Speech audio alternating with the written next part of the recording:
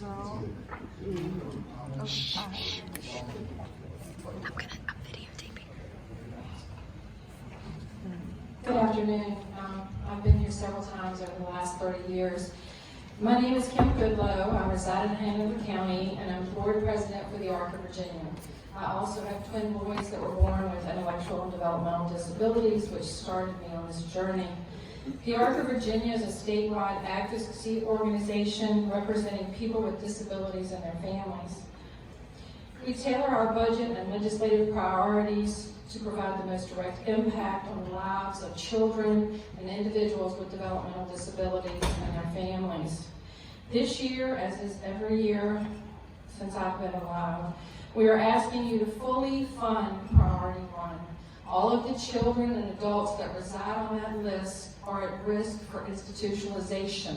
Virginia promised us over 10 years ago that it would end the wait, and that has not happened.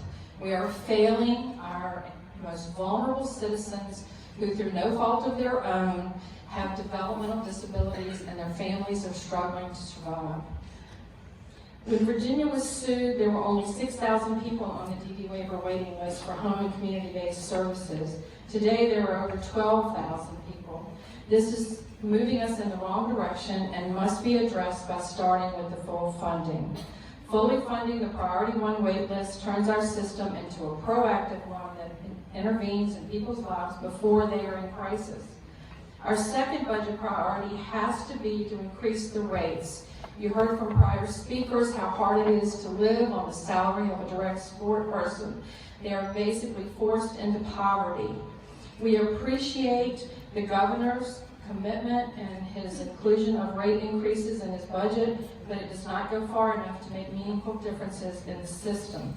The ARC is asking for an increase in rates for all community services, including what's in the governor's budget, and increase to vital services that keep people healthy and safe. Our budget amendment is the only one that increases nursing rates. We also need to increase personal care, respite, and all services that keep people in the community to also help Virginia meet the DOJ settlement. I'd also like to remind you that everybody that receives money from Medicaid, the direct support person, the agencies, all those dollars go right back into the Virginia economy.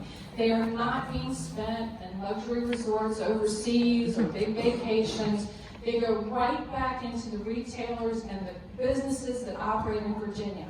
And although Medicaid is expensive, the dollars stay here. And I just can't seem to understand why we wouldn't want to fund services that help the most vulnerable, and the money stays right here in Virginia and helps our economy. There's crisis in the DD system, and the rates have to be increased so people can live a living wage. Thank you.